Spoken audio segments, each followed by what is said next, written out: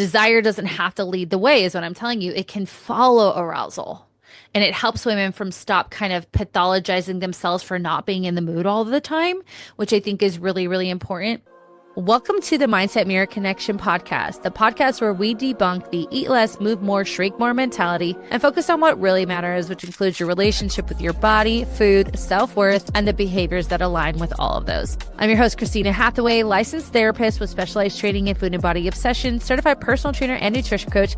At the Mindset Mirror Connection podcast, we believe what you say in your mind, you see in the mirror. So let's have a conversation about that. Before we get into today's episode, I want to make sure you subscribe to this YouTube channel. Also, if you don't want to miss any content that's being dropped, make sure you hit that notification bell as well. I also want to know who are the people you want to hear from on this show and what topics would you like me to continue to cover. Thank you so much for your continued support. Now, let's get into the episode. What's up, guys? Welcome back to the Mindset Mirror Connection. I'm so excited to have you here today. In today's episode, we are kind of just going there. And if you've ever thought to yourself, like I used to want sex, right? I used to be so attracted to my partner and now I just don't, and I don't know why. You are not broken. You are human. You are a woman going through changes in your body. So today we are talking about female sexual dysfunction. For those of you who are new to this podcast, I like to talk about my life and what's going on. So if you prefer to not hear anything about that, you can check out the show notes below to move towards our topic on female sexual dysfunction. Sad news in the crime world. Diddy obviously got off on all the major counts. Now, you're not hearing this until I believe the middle of July. So obviously this is a little bit behind, but I just wanted to share some insights. So for those of you who don't know, I worked in child crimes with the Phoenix Police Department. So I worked in a unit called Child Help. We are an organization that works with child abuse victims. And as the therapist in this facility, we were the therapist for all the high profile child abuse cases. And I worked with many victims of sexual abuse. I was one of the only therapists in the state of Arizona back in the 2010s era that was working with children who were victims of sex trafficking. So I worked with the Center for Missing and Exploited Children on cases of now women who were trafficked as children, and I worked with them as their therapist. So this really hits home to me because, for so many individuals, women specifically, like these things like Diddy, the Cosby, all of this shit, like this is why women don't come forward, especially when there is a high profile case or a high profile person.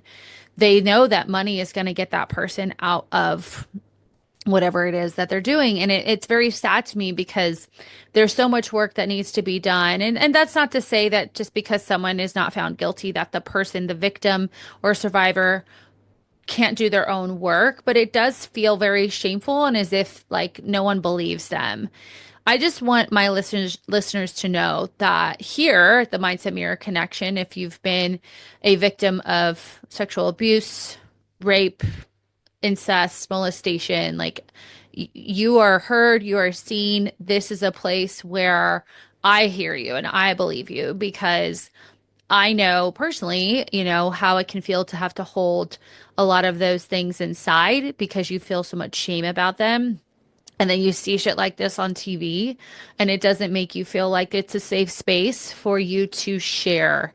And so I just wanted to say that. I think it's a travesty. Now, again, I'm not a lawyer. I don't know the ins and outs of racketeering for my clients. I have a lot of clients who are in law, like if you want to explain that further, but it just makes me sad. But I want to give kudos to Cassie and those who went on the stand and shared their stories and, had a voice for a lot of women who have been through torturous things. And people say, well, you could have just left. It's like, that's not how this fucking works, and using your power and fear to coerce people, women in this case, to do ungodly things is abuse. It's toxic. It's terrible. So that's really unfortunate to hear that, and at this time when you guys are hearing this, I'm guessing he will already be sentenced, and I hope that they throw the fucking book at him. So that's just me. Obviously, I just have, I have such a soft spot for victims because I don't know if you guys know this. It is very, very hard to charge with this type of crime because oftentimes there's not a lot of evidence left, especially when it's to the younger people. So, it makes me sad. But so let's talk about something that makes me happy. I just went to Palm Springs. Mark and I just celebrated our eighth wedding anniversary, 11 years together. I don't think you guys know this, but okay, so the day that we met was July 9th. So I happened to be in San Diego for the 4th of July weekend with my girlfriends. And then my girlfriend had got me on Tinder while I think the weekend prior I was there because I was just there all the time. I loved it there. And I used to live there. So, but I was just driving back and forth from Phoenix because my really good friend Leanne lived there. And so she got me, like, I had never been on like dating websites. So, like, she put me on Tinder. This was back in like 2014. And Mark was one of the first guys I met. And I started talking to him while I was in San Diego. And he's like, well, let's go out this week. Like, let's get dinner. So we did on July 9th. Then we're together. And 2 years into our relationship, his parents are like, oh, it's our 50th year wedding anniversary. And I was like, oh, when is your anniversary? They're like, July 9th.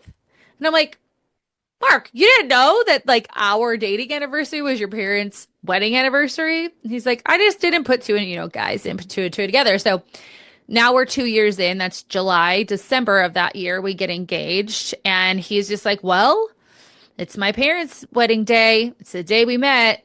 Why don't we just have a really short engagement and get married on July 9th? So we did. So it's literally everything. It's the day we met, his parents' wedding anniversary, and our wedding anniversary, which makes things very, very easy.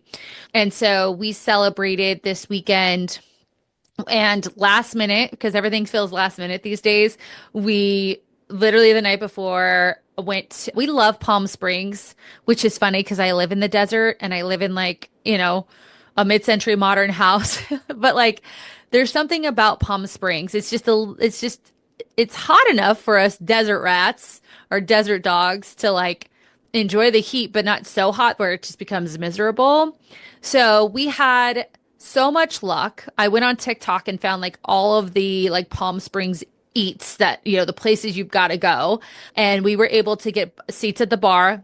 Pro tip, if you're traveling and there's no reservations, you just hover over that bar and you say things like happy anniversary to your husband so other people hear you. You're like, oh, it's your anniversary. Would you like our seats? We're almost done. Oh, yes, I would like that. That actually happened. So we went to Tequila, which is a place. We just shared a bunch of the things that were on TikTok. So we just shared some bites. And then we went to Cafe Icy, just opened a month ago. So good Italian food. We had this like shrimp linguine with lemon sauce. Oh, it was so good.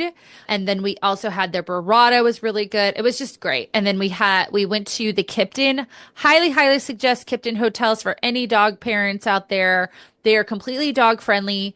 They are wonderful hotels in general, and they do not charge a fee to bring your animal. They have the beds, they have the bowls, they have everything you need for your little pupperoni. And this is the third Kipton we've stayed at since Brookie passed. So we stayed at this one here. We stayed at one in Beverly Hills when we just went. And then we stayed at one in Huntington Beach.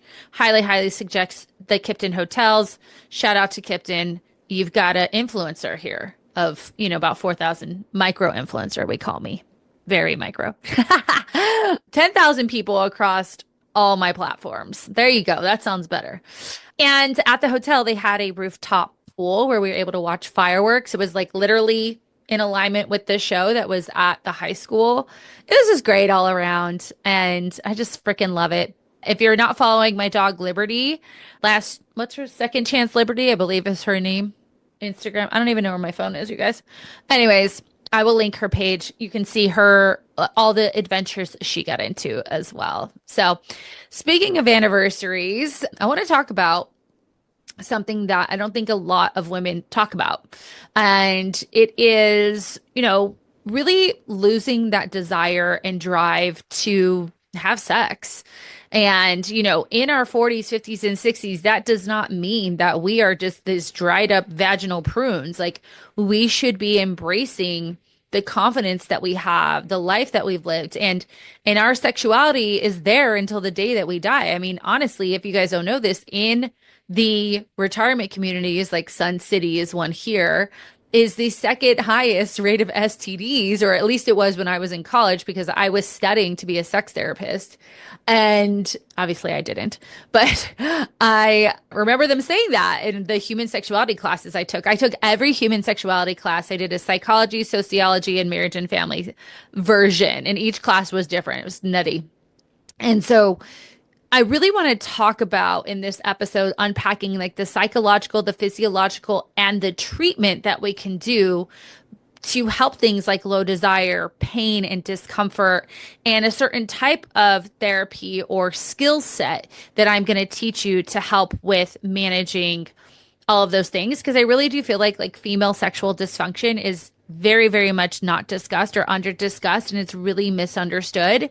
And as a woman going through perimenopause and having changing hormones, and a woman in working with so many women whose bodies are changing, and then their sexuality is changing, their emotions are changing, and their emotions are all over the place, and they don't want to get close to their partner, it can really set you up for divorce. It can set you up to feel just unwanted and unloved. It can set you up to just be in an even worse off place. But there's a lot of things that you can do. And so I want to define what female sexual dysfunction is. And it's really a group of conditions involving persistent or recurring problems with sexual desire, things like arousal, right? So you got to think arousal, and I'm going to explain the whole process of this, is getting to that point where we're feeling like, oh, like, okay, I'm into this, right?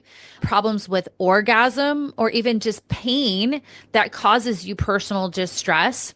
But I want to define it from like a DSM standpoint. So I want to define what these look like in like the medical literature or the DSM-5. So you have hypoactive sexual desire disorder, and this is basically like persistent lack of like the thoughts or desire, right? Your sexual thoughts or desires can cause distress, and this distress around the thoughts or desire are not necessarily like explained by another condition, so like relational issues or medical issues like that. You then have female sexual interest or arousal disorder, and this is marked by the absence or reduced interest in sexual activity, sexual thoughts, initiation, or pleasure, and or reduced physical arousal during sex. It combines both desire and arousal impairments into like one diagnosis, as you can hear. We have female orgasmic disorder. So difficulty, delay, or absence of orgasm despite adequate sexual stimulation, leading to personal distress. So you're aroused, you're being stimulated. All things are pointing to an orgasm, but it's either really hard to have, there's a delay, whereas before, you guys know, like you kind of know like when it's coming, and it doesn't happen, right? And or it doesn't happen at all. And that really makes you feel bad, right? So there could be also something I think is important is like reduced intensity of that orgasm, where that orgasm felt like really like, your toes are curling, you're feeling like that release of like, that orgasm, but the intensity of it is lower. And the last one is genitopelvic pain or penetration disorder. So persistent or recurrent difficulties with vaginal penetration, marked pelvic pain during intercourse, or fear and anxiety around that pain. Vaginismus, which is involuntary muscle tightening, and dyspareunia is pain during or after intercourse. So vaginismus is important, and especially for my girlies. I worked with a lot of women in the LGBTQ community. Now, of course, with them, for a lot of them, they've never had penetration. So even going to something like the gynecologist is really hard for them because of, when they get their monthly exams. So I hear that a lot with just this kind of like involuntary like tightening. But these are all things that we don't talk about as women. And I think it's, I wanted to just give you the definitions of each, but also I want to talk about the prevalence of each. So, up to 43% of women report some form of sexual dysfunction. This is out of an article in the 90s, so I'm sure it's very much different. So, the other article I found is that HSDD specifically affects about 10 to 50% of women, especially those in perimenopause and beyond. And that was out of an article in 2016. You know what drives my clients absolutely crazy is they're eating clean and doing all the workouts, but they don't see the weight budge. Their sleep is all over the place. Their hormones are through the roof and they feel like they're going crazy. Yeah, it's frustrating because 9 out of 10 times it's something hormone related that no one's looking at. It's perimenopause, menopause. Our biology internally has shifted, but no one's changing the strategy as far as approach. What if perimenopause support included like therapeutic guidance, nutrition, exercise, and hormonal support all in one place? Seriously, it would be great if you didn't have to track down like 10 different experts just to feel like yourself again. That's why I created the Mindset of Menopause and have partnered with Dr. Jordan Trapp to create a comprehensive plan to your hormonal health. Together, we are making medical insight meet emotional strategy. So your symptoms make sense, your plan actually works, and your power comes back online. This isn't just support. This is your comeback season. Click below for more information. And I want you to realize like the distress is really much the key diagnostic criterion, whereas like not having desire alone is a dysfunction unless you don't. Like, it's not a dysfunction. It's a dysfunction when it becomes distressful to you and causes you anxiety, causes you sadness, causes you disconnect from your partner. I think it's important, you guys, though, to kind of understand like our sexual response, like the cycle of what our bodies went through and how that's kind of evolved over time. I want you to realize like a part of the mindset of menopause, like is me continuing to learn even about this. And it's just funny because it brings me back to my roots of why I wanted to become a therapist in the first place. The reason why I wanted to become a sex therapist is because we don't talk about sex in this country. My thesis in graduate school was on the difference between sexual education in Europe compared to the United States. And it's vastly different. The onset, the likelihood of the things we talked about earlier, SA, all of that, SA and R, as we say on YouTube, is much lower in those countries because sex is such a open conversation. So anyway, this brings me back to why I wanted to do this. So in 1966, Masters and Johnson were the first to develop the model of the sexual response. So it was kind of a linear physiological driven model. So you had desire, arousal, orgasm, and resolution. Okay. And it was basically saying, okay, I had the desire or want to be with this person. Then we start touching, kissing. The arousal is there, right? So I'm getting stimulated, I'm aroused. And as the more aroused I get, either through, clitoral stimulation, most women, it's going to be through clitoral stimulation. For the man, obviously through penetration or some sort of, handling of the penis, we will get to orgasm, right? So we get to orgasm, we release, yay, fireworks, and then there's this resolution period where both parties are just like, don't touch me. You know what I'm talking about.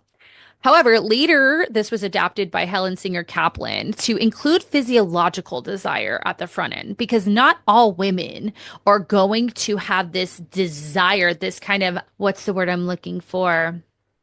Spontaneous desire to be like, yes, I want to jump your bones. Whereas a man might do, our partner, I should say, it doesn't have to be a man, of course. Our partner might do something for us and there's this physiological desire, or they may, say something nice, or, they kind of have to prompt us. It's not that spontaneous desire. It's this more emotional desire. And so Helen Kaplan put that on the front of that sexual response. Okay. And, that was really important because the old models were really based largely on like male sexual response, where men have a little bit more of that spontaneous desire, whereas women weren't accounted for in that. And our female desire is very complex, especially in long-term relationships. And of course, hormonal changes where, listen, my husband, this is so fucked up what I'm about to share with you guys, but hey, this is why you listen to this. Oops, I just kicked my table. So sorry about that on YouTube. My husband had to go to a funeral, and he told me it was on Friday when it was actually on Thursday, and my Thursday was completely booked. And he told me like the night before. So I was like, I can't go. And he was really sad about it because he wanted me to be there. However, he gets dressed up. I'm telling you guys, Mark Hathaway in a button up, like he is the model for any sort of like express the brand suit because of just those people whose like body types are like the perfect body type for like off the rack stuff. That is him. He looks so good. And I wanted to jump his bones weirdly before he's going through a funeral. So gross. But I did, but that's not happening all the time, when he's sitting here, and his hair's a mess and whatever. I'm not like, ooh, I want to jump your bones. And most women don't. Like, we're not. And I'm just saying this like talking to my friends or like if I ever want to have sex. Like, there was literally a conversation we had a few weeks ago eating chips and dip. We're talking about the fact that we're not like, ooh, yeah, like I want you so bad. And that's great if that's still prevalent in your relationship. But for a lot of us, it's like, oh, like you did something really nice for me. Now I'm attracted to you. And it's important to talk about. Okay. So, with that said, the model was updated in the 2000s by Dr. Rosemary Basson, a clinical sex researcher and OBGYN. And she made the model more circular and nonlinear and contextual. So she emphasized that desire in women is often responsive, not spontaneous, right? So that emotional intimacy, that safety, that physical stimulation can then precede desire. So from Basson's model, it's sexual neutrality, right? So I'm just chilling. I don't hate you. I don't find you disgusting, but I'm also not like, yes, please jump my bones. Then intimacy. And this is where intimacy is like that into me you see, that connection, right? That emotional, again, the only word like is connection that I can think of. It's like I'm on Love Island, connection. If you don't get that reference, then go watch Love Island. So sexual neutrality to intimacy to arousal. Those are two different things. Okay. Intimacy, into me, you see, my heart, my soul, me, into arousal, into responsive desire from the arousal, right? Sometimes you got to get the engine revving first before you're like, oh, I want to have sex now, into satisfaction and reinforcement of that intimacy afterwards. Desire doesn't have to lead the way, is what I'm telling you. It can follow arousal. And it helps women from stop kind of pathologizing themselves for not being in the mood all the time, which I think is really, really important. And honestly, it's important for our guys too. Like they don't have to be in the mood all the time. So just to kind of bring it back together. So just to remember the presentation of low desire, not staying connected or feeling present in your body, having issues with lubrication is important to recognize, or issues with like blood flow, which would ultimately affect orgasm, whether that's intensity, delay, and then of course, pain from sex. And other things to look at is like low or absent spontaneity or responsiveness to that desire, like we talked about, decreased want to initiate or have an openness to sexual activity, avoidance of sex or physical intimacy. And what's really important here is like an emotional impact on you, like feeling shameful, feeling frustrated, guilty, having like a need to grieve that sexual part of you. I mean, if you've let your freak flag fly, you've had your hoe phase, and you're just like, what happened to her? And you feel so sad about it. Like, I think about that sometimes. I'm like, God, she was so fun, right? What happened to her? Like, she was a crazy girl. And other people can describe it too, though, of just being like numb. Right. I'm glad I don't have that. When I started the ADHD medication that I was on, that was one of the things I was really worried about, but I don't have that yet. But there's a lot of women that just feel numb and they feel disconnected from their sexuality. So let's talk about how this happens. And obviously I'm focusing on us girlies in our 40s, but there are other factors that can drive low desire. Perimenopausal shifts are a big one. Your reproductive and anabolic hormones, your estrogen, your testosterone, but also your oxytocin, which is our attachment hormone. For women, we attach with oxytocin and like closeness and touch, where men tend to attach with vasopressin, which is when we accomplish something together. That's why, back in the day when you would like start a fight with your guy and pretend like you were like didn't want him anymore, and if he could like conquer you, he felt like closer to you. I don't know. It's a thing. But men feel more attached when like a problem is solved together of in some capacity. But for women in perimenopause, those hormonal shifts of your estrogen and testosterone also shift your oxytocin levels and your dopamine. Remember, that's that reward center of your brain. This can cause, especially the changes in estrogen. Estrogen is a part of every organ of your body, including your vagina. It can cause vaginal atrophy. It can cause vaginal dryness. It can cause thinning of the lining in your vagina and your bladder. So that in itself can cause issues with your pH. So now we're having issues with like more UTIs. It can cause burning sensation in your vagina. I don't know if you guys heard when Halle Berry was going through perimenopause and things were changing in her vagina. Her doctor told her she had herpes. She did not have herpes. Okay, so hormonal shifts can greatly affect your want. If I'm not, lubricated correctly, it's going to hurt. I'm going to have more pain. That's going to make me want to avoid, especially if I think it's going to hurt, it's going to hurt, it's going to hurt, right? So the psychological factors then are just in your internalized beliefs about sex. That could be something you learned from your family. That could be for religious reasons. That can be from an abusive relationship, obviously trauma history, religious and cultural conditioning around sex, even things that we talk about here is like the perfectionism around like I need to look a certain way, with porn culture and like men who have a porn addiction, women even who have a porn addiction, it's this idea that's what sex is supposed to look like. And for women, like they think that they need to perform in that way. And that is not healthy by any means. But also stress. Stress can deplete your dopamine and that want to have that like reward center be lit up in your brain. So there's a lot of psychological factors. And one of the biggest thing I see with women is kind of what I said earlier is like, oh, I'm going to experience the pain. And then they like ruminate about it and they start to almost psych themselves out rather than looking for a solution to it. They think this is going to hurt, this is going to hurt, and then they psych themselves out of it. Or they're so in their head during the process, like during the sexual experience, that they're not feeling any sort of pleasure. So we'll get into that. Another one is relational factors, of course. Lack of emotional connection to your partner, having unresolved conflict. I know for a lot of women, their partners, especially as we get older, experience sexual dysfunction themselves. It's very common for men to see a drop in their testosterone, I would say 35 onward, where and guys get so in their heads where maybe they're having trouble with maintaining an erection or having trouble getting to orgasm. And they get in their fucking head about it. And then they're just thinking about that. Like, oh my God, oh my God, oh my God, same thing.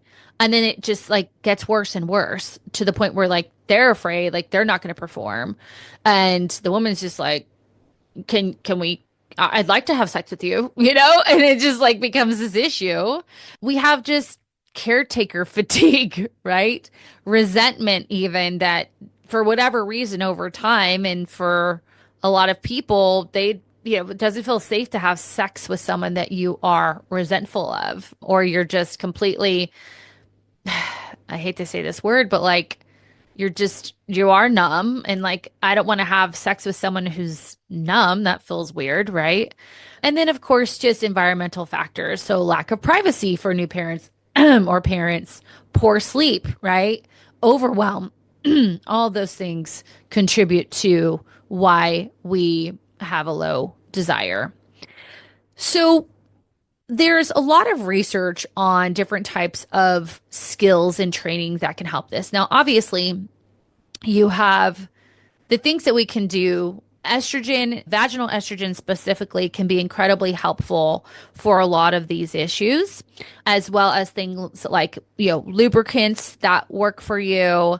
You can, some of the therapeutic things we're going to talk about here, but things like, lubricants, there's medications, obviously hormonal therapy can help with the mechanical aspects of things. But for a lot of this, it starts with the mind, right? It starts with the mind because a lot of what happens between your ears affects what happens between your legs. And so that was good. And so cognitive behavioral therapy is a therapeutic approach where we reframe the dysfunctional sexual beliefs that we have. We reduce the behavior, right? So you guys all know my concept: beliefs create behaviors, behaviors create outcomes, outcomes create our emotions that make the belief stronger. So what we're going to do is we're going to reframe the dysfunctional sexual belief and reduce the avoidant behaviors, then also address any sort of performance anxiety, improve your self-efficacy, improve your sexual agency, and normalize that cyclical and responsive desire patterns for the person. So what this might look like is, teaching, of course, what I've taught you here today. So the updated models on the responsive desire patterns, right? So you guys have already learned that. Great. Check that off. But then also beginning to recognize, like, what are your thoughts about sex? And it may not always just be like, it's going to hurt. That might be your truth. It can also be like, I'm not sexy, right?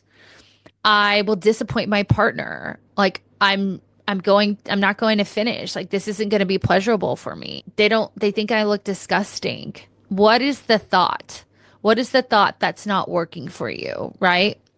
And beginning to use reframing, which I talk about a lot. So instead of it's going to hurt, I'm not going to enjoy it, you say, I'm going to try a new lubricant and work with my partner to slowly engage at a comfort level that works for us, right? Or you could even have more like exposure type of sexual encounter where maybe because the tissue lining in your vagina has changed, you kind of almost get into this like foreplay sense of things where we're slowly reintroducing touch in that area and penetration in that area. And obviously not using a penis off the bat. We're using, a finger or a toy or something like that so that you can get used to, using the lubricant and like slowly going to, full blown sexual intercourse.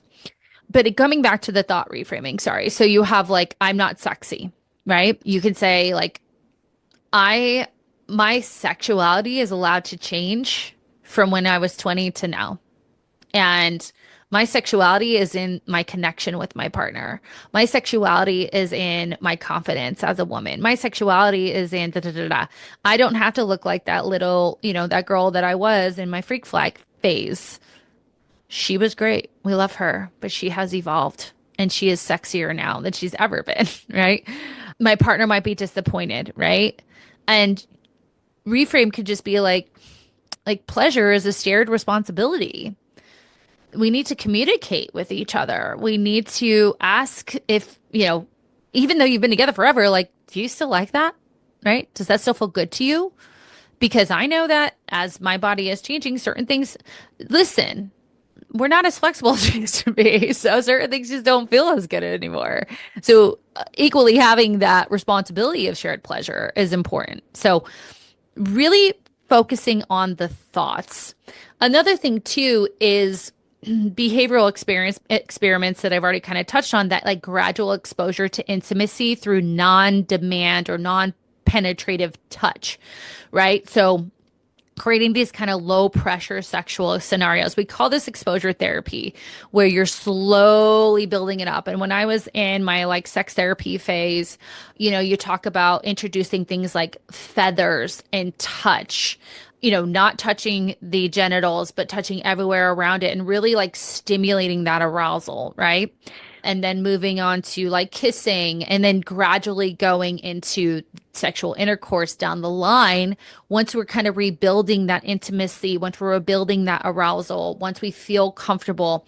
And this goes in with this next point of like mindfulness skills. So Masters and Johnson talked about mindfulness and sensate focus, which encourages presence without pressure. So while we're doing the gradual exposure, we're really focused in on like, how does that feather, I think of a feather like lightly touching the skin. Like, how does that make me feel? Where do I feel that in my body? Right. And not thinking too much into it. We just want to like have that response where our senses, that touch tells our brain how that feels. Right. And being able to stay mindful. And the goal with that is maintaining or retraining your arousal, without these like expectations, like I've got to perform in this way. This is really important for both partners, especially as we age, especially if we've had some mechanical issues, right? Of there's no pressure. This is new. And, having gone through this myself, there can be this just like, it was almost like a success or failure was the mindset. Like it's either successful or it's not. And that mindset in itself made it not happen at all. And getting out of that mindset of like, I'm only going to do it if I know I'll be successful. Like that's not what we're doing here. When we do this gradual exposure with these mindfulness and sensate focus practice of like, nope, we're actually redoing the whole thing. We are redoing what sexual touch and experience and connection looks like to us. And then desensitization and empowerment, especially for women with that vaginismus or trauma related avoidance, of where we use, as we already talked about, even mirror work, being able to like take a mirror and put it down to your vagina and like associate yourself with your vagina, right?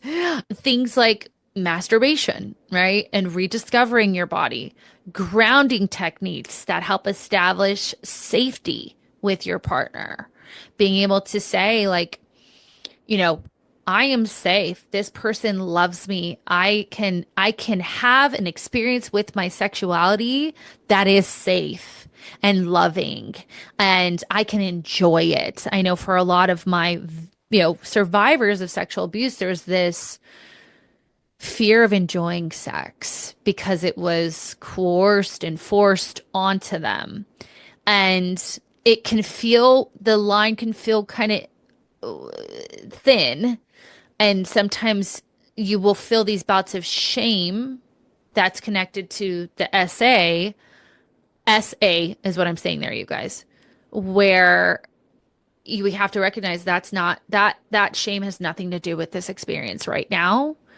And that shame is actually not even valid because I didn't do anything wrong.